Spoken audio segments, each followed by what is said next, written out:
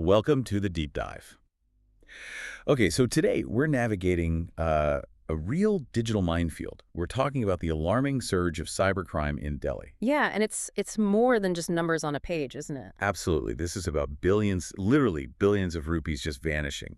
It's about trust eroding and this constant battle we all face for security, as our lives move more and more online. Especially post-pandemic. That shift really pushed everyone into digital spaces faster than ever. It did. Online transactions are like daily routine now, but that routine, unfortunately, carries daily risks for so many. So our mission in this deep dive really is to cut through the noise.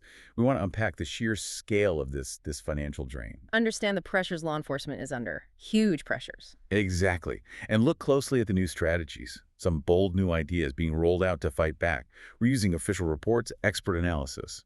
The goal is to get you quickly informed on this critical issue. And I think what we'll uncover is that, well, it isn't just a tech problem. We'll see how these deeper societal shifts, like our digital habits, they combine with real gaps in enforcement. It creates this incredibly complex battleground, sort of a cat and mouse game, really. With incredibly high stakes for everyone online. Okay, let's get into the scale then, because the numbers themselves demand attention. Over just 4.5 years, get this, nearly 14 billion rupees. 14 billion. Drained from Delhi residents' bank accounts. It's staggering. That's not just a big number. It's hard to even visualize. It really is. Think what that could fund. It paints a very stark picture of the capital's digital vulnerability. And that figure, chilling as it is, doesn't even show the acceleration properly. That's the truly alarming part. Right. Tell us about that acceleration. Okay, so in 2023, cyber scams cost Delhi residents nearly 2 billion rupees. Still a huge amount. A huge amount. But then 2024, it didn't just climb, it skyrocketed. Yeah. Over 8 billion rupees. 8 billion in 1 year. Wow. Yeah. And what's crucial to get here is the link to that post-pandemic digital boom we mentioned. Millions of people, many maybe less comfortable with tech or new to online banking, mobile payments, they adopted it really quickly. Out of necessity, often. Yeah, exactly. And this just created fertile ground for, well, sophisticated fraudsters. They prey on that mix of digital convenience and, maybe more importantly, a lack of awareness about the scam tactics, which are always changing. So it's a human vulnerability thing, too, not just tech loophole. Absolutely. It's psychological manipulation as much as anything. They know how to create panic, urgency. Which must put just immense pressure on law enforcement. I mean, how do you even begin to keep pace with something escalating that fast, that sophisticated? It's a massive uphill battle, a huge one. The Delhi police, they've made efforts, but they're struggling. Struggling on two main fronts, really. First, just identifying and catching the masterminds. These aren't lone wolves, presumably. No. Often highly organized networks, sometimes cross-border. They use anonymity. Complex tech makes them incredibly hard to track. Okay, so catching them is one challenge. What's the other? Recovering the stolen money. That's the second huge challenge. Historically, recovery rates, negligible, almost zero. So victims are just left devastated. Pretty much. Now, they did set up dedicated cyber police stations in our 15 Delhi districts back in 2021. That was a vital step. Right. But the sheer volume, the complexity, the system is still under severe strain. So even with these dedicated stations, there's a deeper issue because we're seeing this surge in complaints, right? People are reporting things, but then the figures for actual cases being registered seem worryingly low. Does that point to staffing shortages? Right. Or bottlenecks somewhere? It really highlights a critical gap, the gap between someone reporting a crime and an official case, an FIR, a first information report actually being registered. And that FIR is what kicks off the formal investigation. Exactly. Without it, nothing officially happens. And the numbers are stark. First 6 months of 2025, only 184 cases officially registered. Only 184? Yeah, despite the reported fraud in that same period being 706 million rupees. That's a huge mismatch. What does that imply? Well, it suggests a couple of things. Maybe a breakdown in victim trust, people thinking, what's the point of reporting? Right, if nothing happens. Or maybe procedural issues, staffing, like you said. Yeah. But more concerningly, it creates an environment where criminals feel, well, bolder. If so many crimes go unrecorded, uninvestigated, it becomes this silent epidemic. The true scale is hidden. A silent epidemic. Yeah. That really captures it. It allows these networks to operate more freely, and it impacts your feeling of safety online. Precisely. Okay, that's a pretty grim picture. Yeah. But you mentioned new strategies. There is some hope, right? A new initiative aimed at tackling the speed of response issue. Tell us about these E0 FIRs. Yes, this is fascinating, actually. It's a pilot project announced by Home Minister Amit Shah back in June, specifically for Delhi, and it's designed to basically streamline reporting for victims, and this is key, speed up that initial police response. How does it work, practically? So, now, if you file a complaint, either through the National Cybercrime Reporting Portal, that's I4C, or you call the helpline, 1930.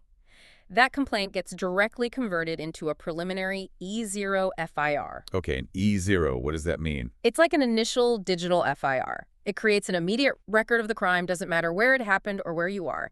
Then it gets automatically sent to the right police station for the formal investigation. So it cuts out some steps, some delays. Exactly. And the real genius here isn't just that it's digital, it's that it directly targets the golden hour of fraud recovery. That critical first period after the crime. Yes, maybe the first 24 hours. That window when freezing stolen funds is actually maybe still possible. Right, because once the money moves multiple times. It's incredibly hard, almost impossible to get back. So this E0 FIR dramatically shifts the odds for victims, gives them a fighting chance. Okay, that makes sense. Oh. Is it for all cases? Good point. Right now, this pilot measure applies to fraud cases involving more than 1 million rupees. So it's focusing on the larger incidents first, where speed can potentially recover significant amounts. Got it. So focusing where the impact of speed is greatest. It's about hitting that golden hour. That really could change things for fund recovery. Are the authorities actually optimistic this will lead to, getting more money back? Not just easier reporting, but actual recovery. Yes, they seem to be. There's a strong belief this initiative could significantly cut down the bureaucratic delays that just plagued the system before. And by doing that, yes, dramatically improve the recovery of stolen funds.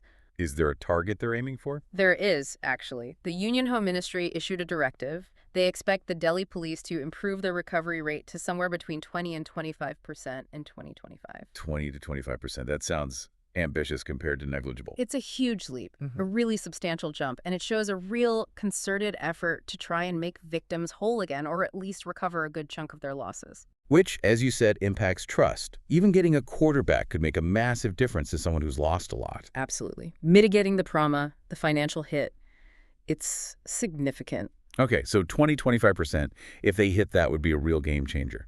But let's zoom out again. Even with these initiatives in Delhi, it still feels like this ongoing, relentless battle, doesn't it? These efforts are critical, but the threat itself just keeps morphing. It's like a digital arms race. It really is, and that raises the bigger question, right?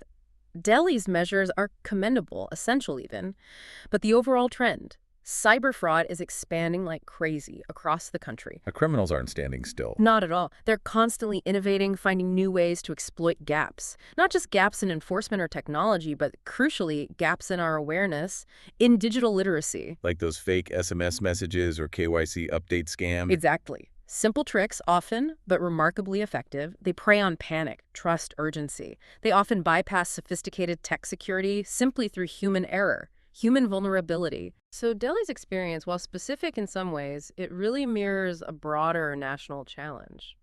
India is digitalizing rapidly, and it's grappling with this exponential rise in online financial crime. And fighting it requires constant adaptation, better tech, sure, but also, critically, a much more digitally savvy population.